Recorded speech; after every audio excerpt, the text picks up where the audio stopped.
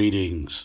Just this past weekend, I had heard that Pastor Kelly Richardson was planning on addressing so-called urban apologists in a forthcoming video, and that the video or multiple videos would probably also address some of the linguistic disputes that have come up recently. Now, that latter part caught my attention as the linguistic questions are where my personal interests are. So when his first installment of this series premiered on Sunday, I tuned in to watch it with interest. And however, while watching the video, my initial thought was that perhaps too many different subjects or points of dispute were piled together. He discussed disparate disputes with Damon Richardson, with Nefertiti, with Vocab Malone, and passing reference was also made to Faithful to God as well as to myself. And while the collective swirl of topics results in a video which is over an hour long, honestly, I would say that perhaps some of the individual topics therein didn't always receive enough attention. Whatever the case, putting that aside, when I started watching the video, I was curious if he would address some of the arguments which I've presented, whether in videos or in typed correspondences, on either the topic of the Georgia pews or on the topic of Lashawan Quadash. And at first glance, it seemed that I was only mentioned for a second. So, it seemed as though the video had nothing to do with me, which would have been fine. However, later on, I noticed the video description, which I would argue pretty clearly gives me a more central relevance to the entire video. So I'd like to take a brief look at what the video description states, or how it reads. Here, take a look at this. Quote, "I've made an assertive effort in keeping my distance from what seems to be an endless discussion that's spearheaded by those with hidden agendas who use Calvinism to disguise their overall narrative of hate and self-hate towards the Hebrew Israelites. However, Pastor Kelly's name was entered into the discussion by Vocab, Abu, and Faithful to God in their tasteless video about the pews built by the hands of Hebrew Israelite slaves in 1773 back in November. Their agenda was and is to use this historical landmark as a tool to debunk the Negroes who are waking up to their identity. This historical landmark was led by Pastor Kelly's great-great-uncle, Pastor James Wesley Carr. They've made it clear that they're more concerned with their social media numbers than they are about the coronavirus. To them, the Hebrew Israelites are more of a threat to them than the current pandemic." End quote. The reason why I found that relevant is because it seems to clearly state that what motivated Pastor Richardson's video was a video from last autumn about the Georgia pews. That's in reference to a video which I made. Actually, it was 3 videos which I made last October, and then which were hosted on Faithful to God's account that same month, which again was last October.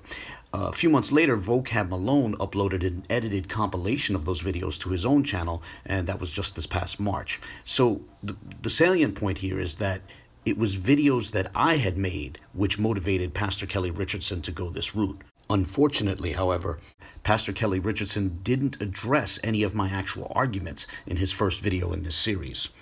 Nonetheless, as I said, I have an interest in the topics which are related to language. So in this video, I'd like to discuss the portions of Pastor Richardson's video which were related to the linguistic questions.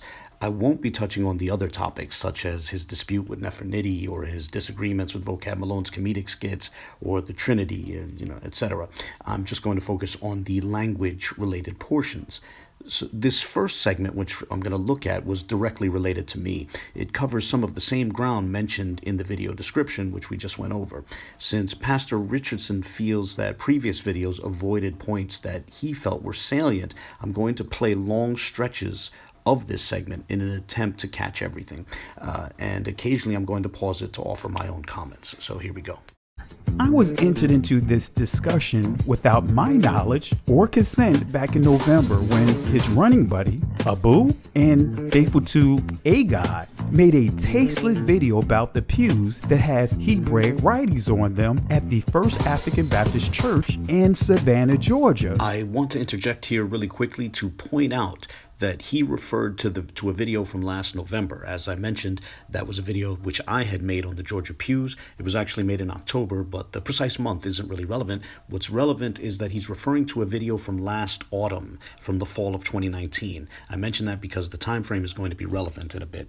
Which was built by Hebrew Israelite slaves well before the birth of Crowdy, whom they deemed to be the founder of what they call Hebrewism or Israelism. Their purpose in bringing this historical landmark into play is to use this as a tool in their attempts to discredit the identity of the Negroes who are awakening to their Hebrew Israelite identity. Quick note, my video from last autumn had absolutely nothing to do with anyone's identity. Pastor Richardson may see the markings on the pews as intertwined with identity claims, but my videos from the fall of 2019 only focused on the linguistic question, the question of whether there is discernible language in those pews. I see the linguistic question as separate, or at least separable, from questions about identity. I did not make a single claim about the lineage of either Pastor Richardson or anyone else in those videos. So with all due respect to Pastor Richardson, I feel he's unfortunately poisoning the well here, when it would have been better to just focus on the actual arguments about the markings in the pews. See, according to the Bible, the pseudo-apologia will be called witches. Let me give you a couple of examples of how the entire urban apologetic community, now known as pseudo-apologia, are operating in biblical witchcraft. Witchcraft. While what he's about to share is actually largely unrelated to my videos from last autumn, he's nonetheless still indirectly accusing my videos of witchcraft. All those videos did was discuss the markings in the pews, and as well as possible methodologies for determining whether discernible language can be found in those markings. Yet Pastor Richardson insinuates that such discussion somehow constitutes witchcraft. Honestly, this is little more than engaging in mere name-calling rather than addressing the actual points raised in those videos. Example number 1, the tasteless video they did about the pews. Here's the clip from both videos that's narrated by Abu, that's on Vocab Malone and Faithful to a God YouTube channel titled Not Hebrew on the Church Pews. Translate, we dare you. Say Shalom. I'm here at the First African Baptist Church here down in Savannah, Georgia. This is the church that have ancient Hebraic writings. Oh, it's actually a common Hebrew Israelite apologetic to say the first black church in America. This is the way they phrase it. I'm not saying it's accurate because it's not the first, but it's the longest standing. Anyways, they say the first black church in America had Hebrew writing on the pews, and that's proof that our people were originally the Israelites. Have you ever heard this? The only way that they can say that is by essentially being ignorant of history. With this title alone, does this sound like words of the Hebrew Israelite Messiah? Does this sound like words from the 12 Hebrew Israelite disciples, or better yet, the Hebrew Israelite who made it clear that he is out of the tribe of Benjamin, the Apostle Paul? See, I have a few labels for these wannabe tough guys. I call them keyboard cocky, or better yet, spacebar gangsters. They are nothing more than that "you lucky they holding me back" guy. Their tactics is nothing more than what I call the spirit of battle mail. But in this case, they use videos instead of a Macromedia Flash action script game that was sent through email. And for the gamer geeks, that's a little bit before your time.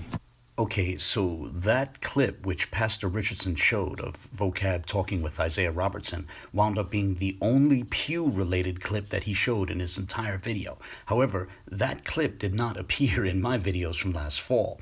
You see, that clip is unique to the edited compilation Vocab made of my videos in March of this year. He added that clip as a sort of a prologue to the compilation which he was hosting. It's not something from my videos. Now, note that Pastor Richardson referred to a video narrated by me, yet you don't hear any narration from me in the sole solitary clip that he shared. So what was left out was literally all the points I made regarding the markings in the pews, which I would have thought would have been the more relevant subject. And this is actually, unfortunately, the second video in which Pastor Richardson purports to address my videos, yet doesn't actually grapple with any of the points. As last fall, he took part in a discussion on Sister E's account, which was about my videos, and yet in that discussion too, he never got around to grappling with the argument of my videos. On a side note, Pastor Richardson was apparently offended by the title Vocab gave to his compilation of portions from my videos. However, Pastor Richardson seems to have missed that that title, quote, "Not Hebrew on the church pews, translate, we dare you," end quote, was inspired by his own repeated challenges to others, declaring that it's not Aramaic or Arabic on those pews and daring those who claim otherwise to read the text for him and to translate it for him. In fact, here, consider some examples of Pastor Richardson saying such while keeping in mind Vocab's video title, which Pastor Richardson found offensive. So those writings on those pews is a Shemitic language, is not Arabic, because if it was so, then how come they still haven't translated? Was able to read it. It's not Aramaic, because if it was Aramaic, whether it's modern or ancient or whatever, how come they still haven't been able to translate it? Correct. But guess what? They can't tell what that is on those pews. Yep. Even some that's trying to say that it's Arabic or Aramaic and all this other stuff, they make it clear they don't know. They're not going to be able to tell you what's on those pews. They can't read it, and that's a fact. I can guarantee you they will not be able to read what's on those pews. That's a fact. If they're going to say that it's Arabic, then read it in Arabic. If you're going to say that it's Aramaic, then read it in Aramaic. If you're going to say whatever, read it to me. Mm-hmm. Read it to me. Because if that's the case, then they'll be able to read it. But I digress. In this next portion, Pastor Richardson is going to show a clip from his own videos, which he felt was relevant. With all due respect to Pastor Richardson, I personally do not consider this relevant, but because he insisted that it is relevant and also complained about people not addressing it previously, I'm going to show this portion in its entirety. Here's the actual video. I want to say Shalom. I'm here at the First African Baptist Church here down in Savannah, Georgia. This is my uncle right here, Pastor James Wesley Carr. He pastored this church back in 1907. So just wanted to show you guys here some history here. So this is the church that have ancient Hebraic writings here, but I just want to give you a little history that you won't see in your history books. But this is the actual sanctuary here. So I'm gonna do like a panoramic view so you can kind of see here. So you'll see all the founders up here. I'm gonna step back so you can see a bigger picture of the sanctuary. Right? You can see it behind me, right? I want y'all to pay attention to that. The pictures are listed just like ancient Hebrew reads from right to left. So the first pastor, which is his name is Reverend Andrew Bryan, 1812. Oh, you see how it is? It goes from right to left, right to left. This gentleman right here. Huh? What happened? No, this the gentleman right here with the camera in his hand. Wave your hand. Pastor James Wesley Carr. Yeah, James Wesley Carr. No. What's your name? Oh, Kelly Richardson. Kelly Richardson. Pastor Kelly Richardson. He is a great grandnephew? Yeah. Nephew of one of our first pastors. Yeah, as a matter of fact, that's his uncle right here in the corner of the actual St. Glass window here to your left. You got the eyes. It looked just like him. Got the same eyes anyway. Come on, guys. Come on. That's funny. What's that out there looking like? Notice how they deceptively left out me stating my connection to this historical landmark. Notice how they completely left out me explaining the arrangements of each pastor on the stained glass picture that's arranged according to how the Hebrew language is read from right to left. With all due respect, Pastor Richardson's relation to a previous pastor in that church is not relevant to determining whether Hebrew appears in the markings on those pews, nor is the arrangement of the images in the stained glass windows near to those pews relevant to whether we can determine whether discernible, legible Hebrew appears in the markings on those pews. Here's a point I made in my previous videos. The presence of language, and I mean discernible, legible, written language, is demonstrated by pointing to strings of characters which give rise to words and phrases from that language. Consider this analogy. On your screen, you can see a collection of markings which have been made on a notebook which is currently found in my home. Suppose I claimed that the markings are discernible, legible English. What if I told you that I have a connection to where the markings are found? After all, they're found in my home. What if I claimed to descend from people who spoke and wrote in English? I could even show you things nearby to these markings which are arranged from left to right, which is precisely the direction English is written in. Would any of that convince you that discernible, legible English appears in these markings? I would hope the answer is no. Now, look, you know how to read English, so you would recognize English phrases if they appeared amongst these markings. Where these markings are found, or how I might be connected to the location where they're found, or who I'm related to, or how things near the markings are arranged, all of this is irrelevant to the question of whether discernible, legible English appears in these markings. Again, as was just noted, if we are going to demonstrate the presence of discernible language in these markings, we would do that by pointing to strings of characters which give rise to phrases from that language. At this point, it is worth recalling that Pastor Richardson had said that he can't discern any words, much less phrases, in the markings in those pews at that church in Georgia. I can identify some of the letters, put it that way. I'm not going to say I know the words.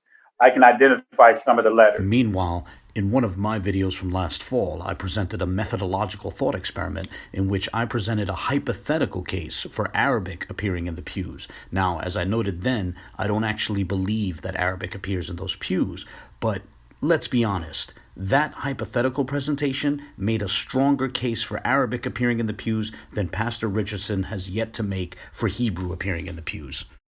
Now, while I realize that sounds somewhat sharp, it's not my intention to insult Pastor Richardson. Although Pastor Richardson described my videos as quote-unquote tasteless, the reality is that I have approached the subject very respectfully. Now, I remain interested in discussing the pews with Pastor Richardson, but I ask that he actually grapple with the points I raised in my first 3 videos. That concludes the portion on the pews.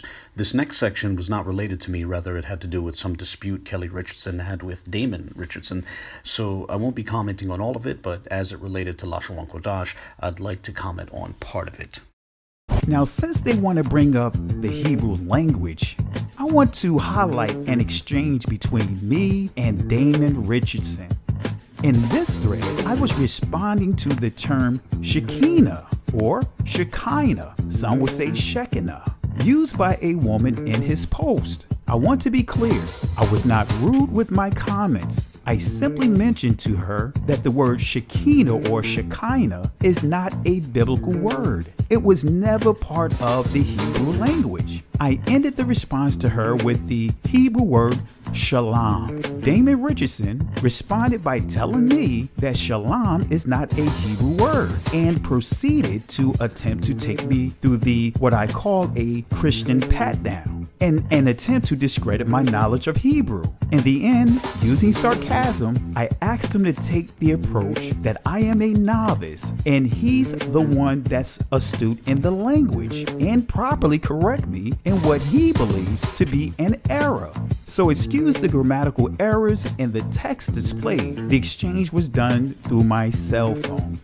Pretend that I don't know Hebrew, or better yet, pseudo, as you've stated. Can you show me the word and correct me? You said you've studied Hebrew, then show me where the term shalom in this text. I'm a novice and you're astute with the language. Can you show me the word shalom in this text? This is the actual writing. Send me your response offline. It's on the second row. Ba is the first letter, Sha is the second letter, La is the third letter, Y is the fourth letter, and Ma is the last letter. Can you show me shalom from the verse I posted? Notice how I gave him the answer, and yet he still could not answer my question.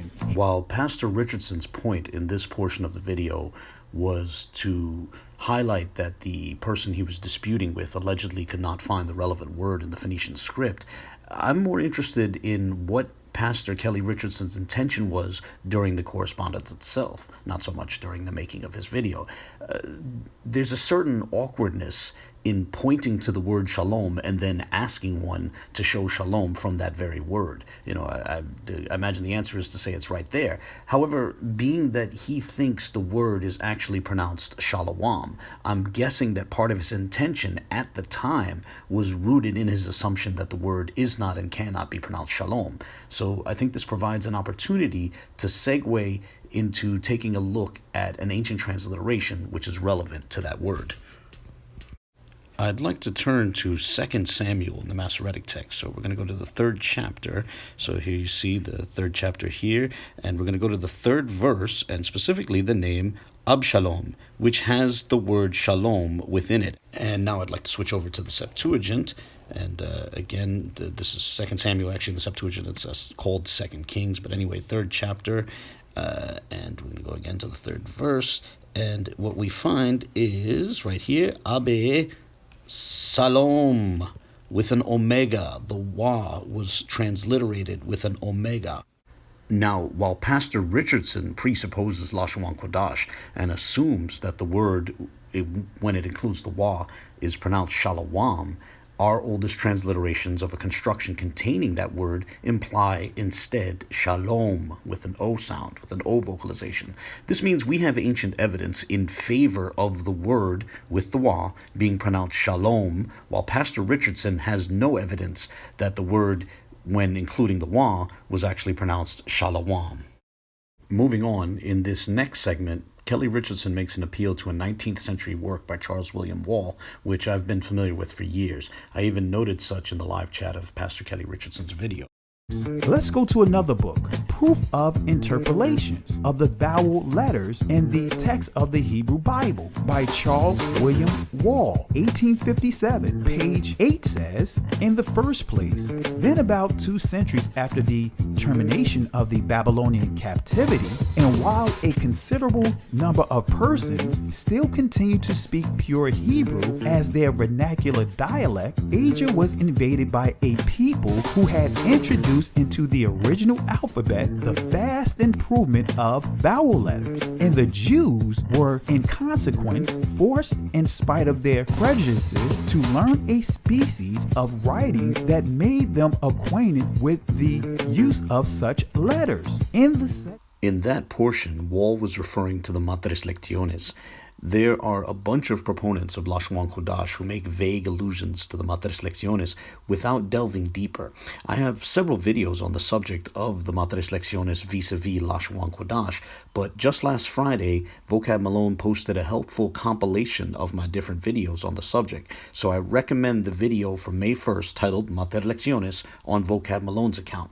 I would love for Pastor Richardson to view that video and share his thoughts. I'd be curious how he answers the questions posed therein. Like, for example, how does a proponent of Lashawan Quadash even know when a mater lectionis is present?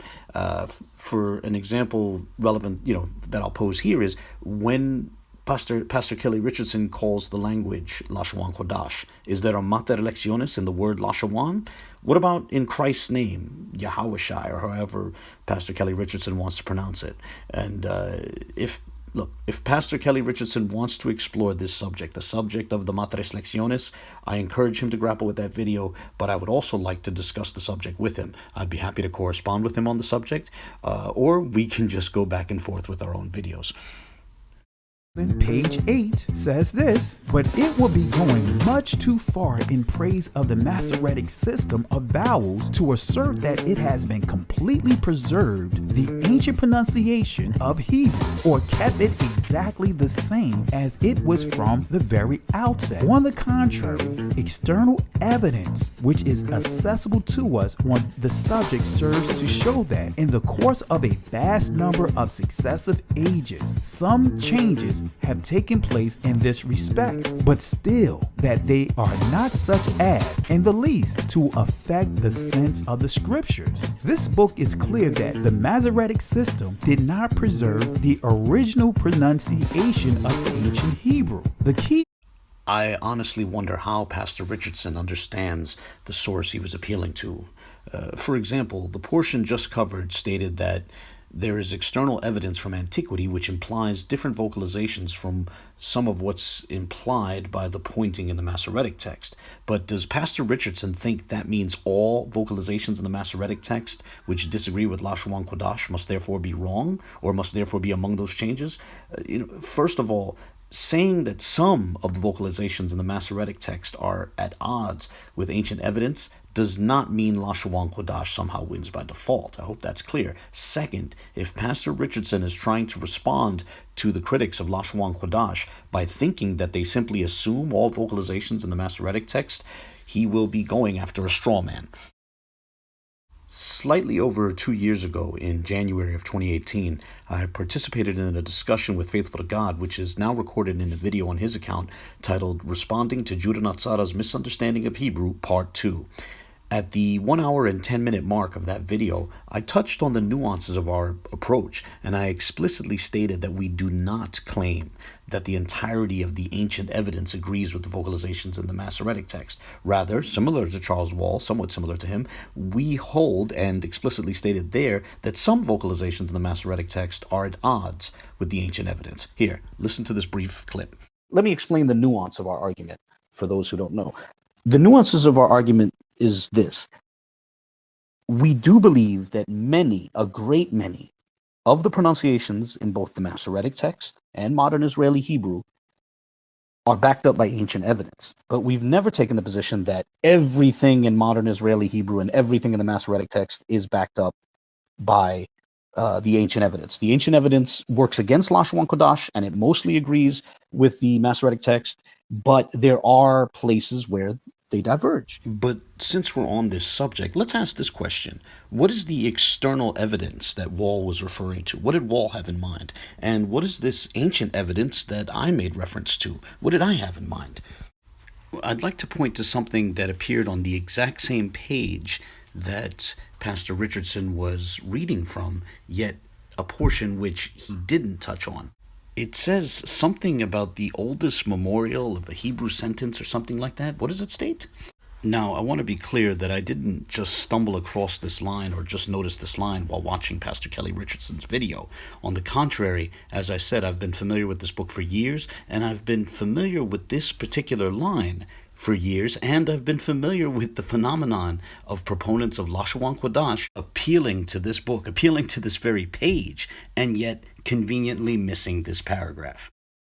Here's a tweet I wrote more than 5 years ago in response to a different proponent of Lashawan Quadash who made an appeal to the same book, to the same page, and just like Pastor Kelly Richardson, missed that paragraph. As I noted there, the line reads as follows, quote, "The oldest memorial we have in European writing of a Hebrew sentence is, I believe, the exclamation of our Lord upon the cross. Quote, my God, why hast thou forsaken me? Recorded by St. Matthew in the original sounds, Eli, Eli, lama sabachthani."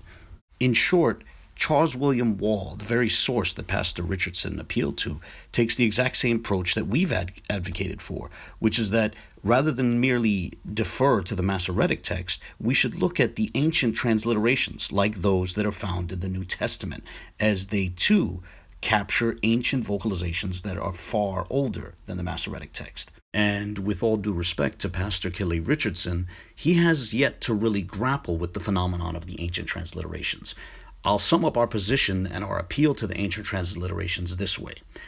When we appeal to the ancient transliterations, we're not doing so as part of some sort of blanket confirmation of the entirety of the spectrum of vocalizations in the Masoretic text. Rather, we do so as an argument against Lashawan Quadash. And the reason why the ancient transliterations provide evidence against Lashawan Quadash is because they show that in antiquity there were vocalizations which proponents of Lashawan Quadash claim were not actually part of ancient Hebrew. Also, what this 5-year-old tweet shows is that this isn't new for us. We're familiar with these arguments. We've seen them before, and we've had ready responses for years. By the way, before I close, here's the page in the format that Pastor Kelly Richardson used. You can see at the top of your screen the text stating that one goes too far in their praise for the Masoretic text if they claim that it completely preserves the ancient pronunciations, as external evidence shows some changes the portion Kelly Richardson read, but then we can scroll down to the next paragraph, the one he didn't read, where at the bottom of the page you get the text that I just read, where you see Wall himself, the very source that Richardson appealed to, appealing to the exact same thing we appeal to, the ancient transliterations, including but not limited to the cry on the cross as recorded in Matthew. Now, I'll close here, but in doing so, I'll once again reiterate that I remain interested in having a respectful and cordial dialogue with Pastor Richardson on the subject of the pews and on the subject of Lashawan Quadash. I'd love to correspond with him on the subject, or as I said before, we can just slowly unfold this dialogue by each side making videos in response to one another. On that note, I look forward to the comments, if any, from Pastor Richardson, as well as comments from anyone else. God bless.